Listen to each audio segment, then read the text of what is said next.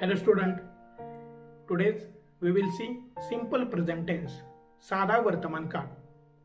आज आपण साधा वर्तमान काळ पाहणार आहोत. या साध्या वर्तमान काळामध्ये वाक्य कशी बनवायची, how to make sentences in simple present tense, how to make negative sentences in simple present tense, नकारात्मक वाक्य कसं बनवायचं, and how to make questions in simple present tense, आणि साध्या वर्तमान काळामध्ये प्रश्न कसे बनवायचे. तर चला आज आपण पाहूया. पहिल्यांदा आपल्याला सब्जेक्ट समजावून घ्यायचा आहे. सब्जेक्ट मध्ये दोन भाग पडतात, एक आहे सिंग्युलर आणि दुसरा आहे प्लुरल. सिंग्युलर म्हणजे एकवचन आणि प्लुरल म्हणजे अनेकवचन. सिंग्युलर मध्ये फर्स्ट पर्सन, पहिली व्यक्ती, जी मी असेल, तुम्ही असाल, आम्ही असेल, यासाठी सिंग्युलर मध्ये वापरतात आय म्हणजे मी, आणि प्लुरल मध्ये वापरतात वी आम्ही. सेकंड पर्सन मध्ये वापरतात सिंग्युलर साठी यू आणि प्लुरल साठी पण यू. अरेच्या दोन्ही बाजूला यू कसं काय बरं, तर पहिलं सिंग्युलर असतं यू, ते तुझ्यासाठी तू, आणि दुसरं यू जे वापरलेलं आहे ते तुम्ही, म्हणजे बरेच जर तिथं लोक असतील, मुलं असतील, तर त्यांच्यासाठी ते यू वापरलेलं असतं. आता आपण थर्ड पर्सन बघू. इतर व्यक्तींसाठी सिंग्युलर काय वापरतो आपण, ही, शी, इट आणि कोणतंही नाव, अगदी ते फळांचं, फुलांचं, कोणाचंही असेल किंवा एखाद्या मुलांचं, मुलीचं असेल. आणि आपण प्लुरल मध्ये दे वापरतो. तर समजलं का तुम्हाला सब्जेक्ट मध्ये दोन प्रकार कसे आहेत ते, सिंग्युलर आणि प्लुरल. तर चला आपण सिंपल प्रेझेंट टेन्सचा एक बेसिक फॉर्म्युला शिकूया.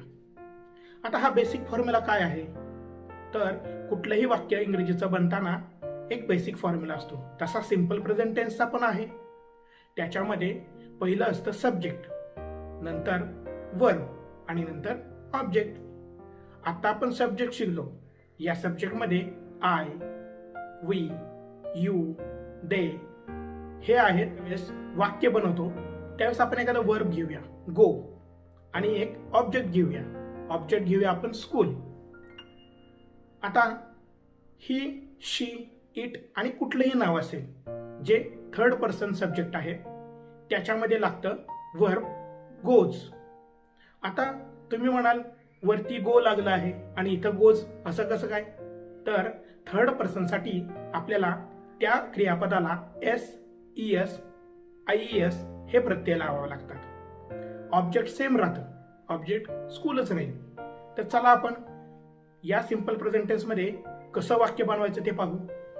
पहिलं वाक्य बनवूया आपण, आय गो टू स्कूल, मी शाळेत जातो. आता आपण प्लुरल एक वाक्य बनवू, वी गो टू स्कूल, आम्ही शाळेत जातो. यू गो टू स्कूल, तू शाळेत जातो. यू गो टू स्कूल, तुम्ही सगळेजण शाळेत जाता. आता आपण थर्ड पर्सन कडे येऊ. थर्ड पर्सन मध्ये आपण काय वापरतो, ही, शी, इट आणि कुठलंही नाव. आता ही पासून वाक्य बनवू आपण, ही गोज टू स्कूल. आता मुलांनो इथं क्रियापदाला ईएस लागलेला आहे, तर ते अवलंबून असतं की समोरचं क्रियापद कसं आहे. मग त्याच्यावर ठरतं की एस लागणार आहे, ईएस लागणार आहे का आयईएस लागणार आहे. आता इथं गो असल्यामुळे गोला ईएस प्रत्यय लागला, म्हणून वाक्य झालं ही गोज टू स्कूल. आता ती शाळेत जाते, शी गोज टू स्कूल, बरोबर आहे. आता it goes to school, Sam goes to school, Sam शाळेत जातो. हे झालं थर्ड पर्सन साठी. इथे एक गोष्ट लक्षात ठेवण्यासारखी आहे मुलांनो, थर्ड पर्सन साठी वाक्य बनवताना सिंपल प्रेझेंट टेन्स मध्ये क्रियापदाला एस, ईएस आणि आयएस प्रत्यय लागतो. आता आपण निगेटिव्ह सेंटेन्सेस पाहूया. How to make negative sentences in simple present tense. खूप सोपं आहे. आपल्याला याच्यामध्ये एक गोष्ट लक्षात घ्यायची. आपण एक पहिलं वाक्य घेऊ सिंपल प्रेझेंट टेन्स मधलं, आय गो टू स्कूल. आता इथं निगेटिव्ह बनवायचं आहे आपल्याला. निगेटिव्ह म्हणजे नॉट येणारच, परंतु फक्त नॉट येईल का, तर वर्तमान काळात असल्यामुळं आपल्याला तिथं पुढं डू लावावा लागतो क्रियापदाच्या अगोदर, आणि नॉट वापरावं लागतं, म्हणजे तुमचं वाक्य नकारार्थी होईल. चला तर मग आपण पाहू कसं नकारात्मक वाक्य बनवायचं ते. आपण अगोदर सेंटेन्स लक्षात घेऊया. I go to school. आता आपण याचं निगेटिव्ह करू. I do not go to school. मी शाळेत जातो, मी शाळेत जात नाही. We go to school. आम्ही शाळेत जातो. We do not go to school. आम्ही शाळेत जात नाही. You go to school. तू शाळेत जातो. You do not go to school. आता आपण ही, शी, इट पासून निगेटिव्ह सेंटेन्स बनवूया. पहिलं घेऊया आपण ही. ही अगोदर आपण एक वाक्य, ही गोज टू स्कूल. आता याचं नकारात्मक करूया आपण. He does not go to school. आता मुलांनो, इथे एक गोष्ट लक्षात घेण्यासारखी आहे. आपण डूच्या जागी डज वापरलेला आहे. त्याचं कारण असं की आपण साध्या वर्तमान काळामध्ये इतर व्यक्तीसाठी वाक्य बनवताना एस, ईएस आणि आयएस प्रत्यय लागतो. तर यातीलच ईएस हा डूच्या पुढे जोडलेला आहे. डूचा झाला डज आणि मूळ रूप क्रियापदाचं गोजच्या ऐवजी गो वापरलेलं आहे, म्हणून वाक्य झालं ही डज नॉट, मूळ रूप क्रियापदाचं गो टू स्कूल. तसंच शी पासून वाक्य तयार होईल. She go to school. आता याचा आपण निगेटिव्ह बनवूया. She does not go to school. आता आपण इट पासून वाक्य बनवूया. It goes to school. आता याचा आपण नकारात्मक वाक्य बनवूया. It does not go to school. आता एक आपण नाउन घेऊया कुठलं पण. Sakshi goes to school. Sakshi does not go to school. They go to school. They do not go to school. शाळेत जात नाही.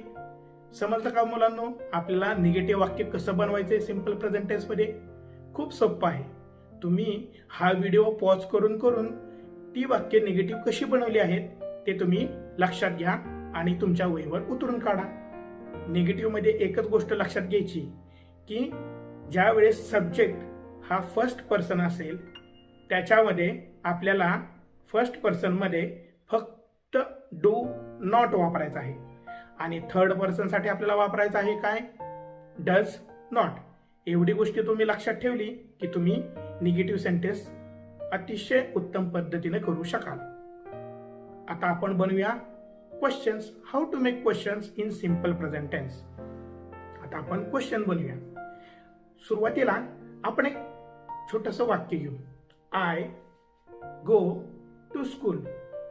मी शाळेत जातो. सिंपल प्रेझेंट टेन्स मध्ये सब्जेक्ट हा जर फर्स्ट पर्सन असेल तर डू वापरतात. साधं सिंपल वाक्य बनवता येतं मुलांना. हे वाक्य आहे असं लिहा, आय गो टू स्कूल, आणि या वाक्याच्या सुरुवातीला फक्त डू लावा. काय वाक्य होईल? प्रश्न तयार होईल. Do I go to school म्हणजे काय? मी शाळेत जातो. तसं पाहिलं तर व्यवहारामध्ये असा प्रश्न स्वतःला कोण विचारत नाही, परंतु ते ग्रॅमॅटिकली बरोबर आहे. म्हणून आय गो टू स्कूल, मी शाळेत जातो. Do I go to school, काय? मी शाळेत जातो, हे बरोबर आहे. अशा पद्धतीनं तुम्ही पुढची वाक्य हे बनवू शकाल. आपण पुढचं वाक्य बनवू. You go to school. Do you go to school, काय? तू शाळेत जातो. वी गो टू स्कूल, आम्ही शाळेत जातो. Do we go to school, काय? आम्ही शाळेत जातो. आता आपण पुढचं वाक्य बनवूया थर्ड पर्सन साठी. मी तुम्हाला सांगितलं म्हणून थर्ड पर्सन साठी वाक्य बनवताना जर तो सब्जेक्ट थर्ड पर्सन असेल तर डज वापरायचं आणि पुढे नॉट वापरायचं. पाहूया वाक्य आपण. ही गोज टू स्कूल, तो शाळेत जातो. आता निगेटिव्ह बनवूया. He does not go to school. आता याचं क्वेश्चन बनवूया. Does he go to school, काय? तो शाळेत जातो. बघा, मी एका वाक्याची तिन्ही वाक्य तुम्हाला बनवून दाखवले. तसंच शीचं वाक्य बनवा. She goes to school. आता आपल्याला इथं does she go to school? काय? ती शाळेत जाते? एक गोष्ट लक्षात घ्यायची मुलांनो, इथं क्रियापदाचा ईएस काढलाय बरं का. तो कुठे गेलाय बरं? तो डूच्या पुढे गेलेला आहे. बरोबर. आता आपण एखाद्या व्यक्तीच्या नावावरून वाक्य बनवू. Reshma goes to school. Reshma शाळेत जाते. Does Reshma go to school?